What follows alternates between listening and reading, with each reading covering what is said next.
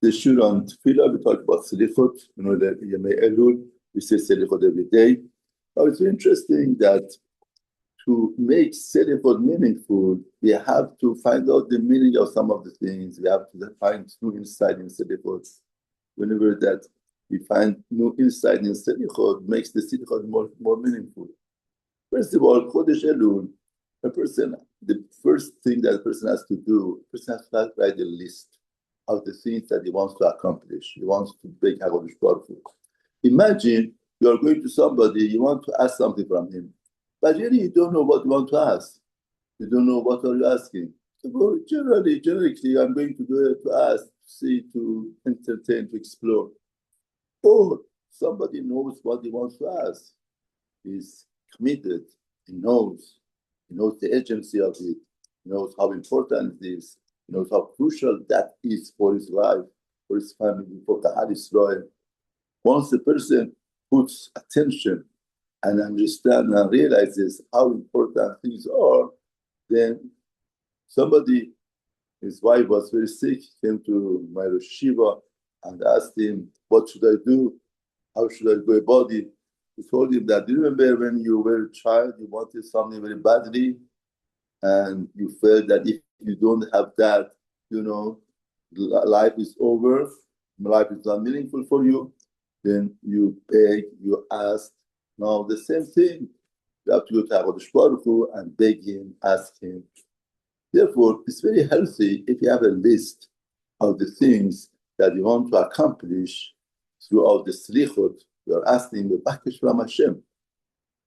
In other words, whatever that the priority, in other words, first of all, the welfare of Israel, really Geula, ending all of the sorrow.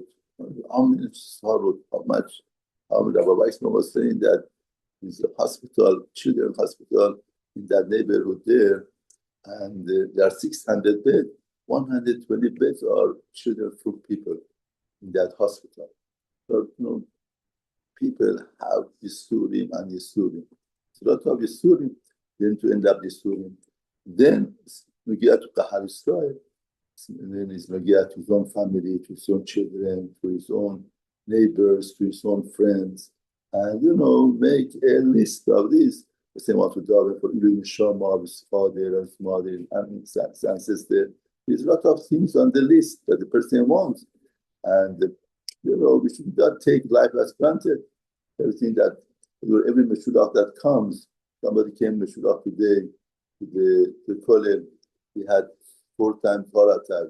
That's a butcher, and his daughter was mistreated with the husband and left. Now the daughter came back to him. He himself cannot have a good job. He has a heart attack. He's sick, and right now he doesn't know how to pay rent, and they are kicking him out.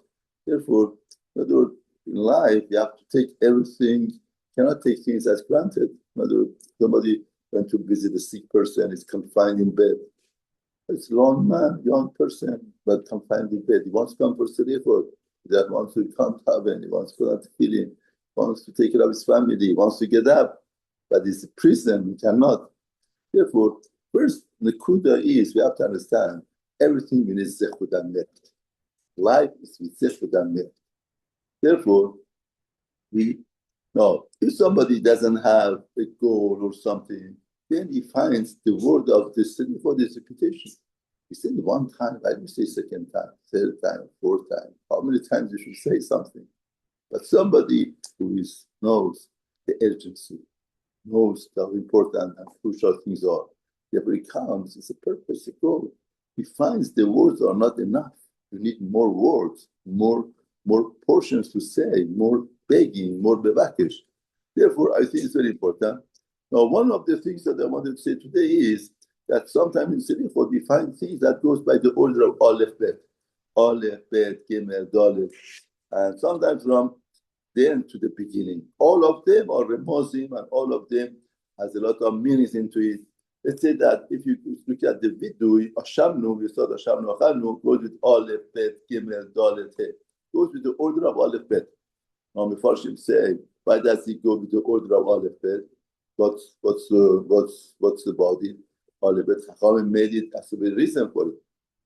See, Alef Bet Otiot are Otiot that Torah was written with. When we say something is a sin, what's the definition of the sin? The definition of the sin is, that's a very important point by Elul and your Shashan and Kippur. The definition of the sin is your conscience doesn't feel good about it. You don't have good feelings about it. For example, I said the marshal, but you have a neighbor, a Goyish neighbor, that works very hard. And he tells you all the time he wants to buy a car. And he's working for every year, accumulate some money to buy a new car that he wants. I say 25, 30 years he's working and he makes the money. That day wants to go and buy the car. And he loses that money and you find it. It's your neighbor, you love him, you like him. And you feel bad not to give back to him. But Torah says it's also to give back the Avodah of God. Now there is a philosophy behind it, because what the God is going to use his money for. You can provide weapon for somebody who is not using the weapon properly, and you don't know what is going to do with the weapon.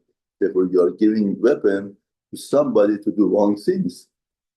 Therefore, in one way, your conscience says that if I don't give back, I'm doing an Avera. But Torah says it's also to return back. Here, Alef Bet comes to tell us, when we say Ashamnu, Bagadnu, what is called a sin, not what my conscience or my logic says is a sin. What Alef Bet of Torah, the leaders of Torah, calls that a sin, that becomes a sin. If the Alef Bet of Torah doesn't call out that sin, that will not be a sin. The sin is what Torah calls something a sin. Therefore, our life for the Shelul should be al-pi halacha, al-pi Shulchan Aruch, al-pi what Shulchan Aruch says the person should obey Shulchan Aruch. Not your logic, not your conscience. A lot of times there's a conflict between them. And the other things that the Mepharshim say also, it's very interesting, another point, that if we want to say just Averot, where should be the beginning, where should be the middle, where should be the end? We can't end it up because we're doing so many Averot. But at least we keep the order of Alef Bet, move on, get to Tav at the end. In other words, the letters get to the end. In other words, we go through, therefore, that also talks about how many Averot the person does as a result of Averot.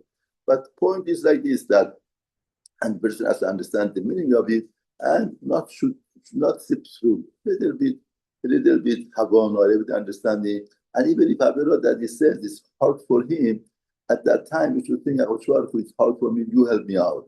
You get me out of it. You let me give me kovach and strength that I should be able to do it. I really want to not to go over this Avera. I want to keep myself clean, but I need your help. Therefore, Chodesh Elul is a Chodesh to be used.